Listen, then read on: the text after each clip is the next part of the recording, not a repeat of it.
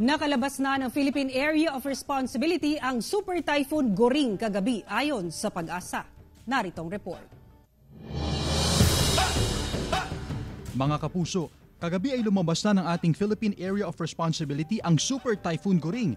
Tinatawag na ito ngayon sa international name na Saula. Namataan ng mata ng nasabing bagyo 335 kilometers kanluran ng Itbay at Batanes. Sa ngayon, tinutumbok nito ang bansang China. Kagabi rin ay nasa loob na ng PAR ang severe tropical storm na may international name na Haikui at tinatawag na natin ito sa local name na Hana. Namataan ng Pag-asa ang sentro ng nasabing bagyo 1,225 kilometers silangan ng extreme northern Luzon. Taglay nito ang lakas na hangin na aabot sa 95 kilometers per hour. Wala namang nakataas sa tropical cyclone wind signal sa alimang panig ng bansa.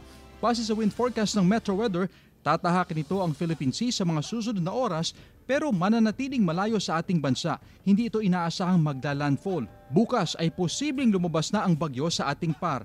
May isa pang bagyo ang binabantayan sa Pacific Ocean. Isa na itong tropical storm na may international name na Kirogi. Pero base sa pinakabagong data ng Pag-asa, pahilaga ang direksyon ng bagyo kaya mababa ang tsansa nitong pumasok sa ating PAR. Ngayong araw, halos buong bansa ang apektado ng hanging habagat. Magiging maalon pa rin at delikado sa maliliit na sasakyang pandagat ang pumalaot sa lahat ng mga dagat na sakop ng Luzon at Visayas. Ngayong umaga, asahang uulanin ang ilang panig ng Northern at Central Luzon, Mimaropa Region at Western Visayas base sa rainfall forecast ng Metro Weather. Pagsapit ng hapon, makakaranas din ng ulan ang ilang pang bahagi ng bansa dulot ng habagat o kaya mga local thunderstorms. Mula sa GMA Regional TV 1 North Central Luzon, Chris Zuniga, nagbabalita para sa GMA Integrated News.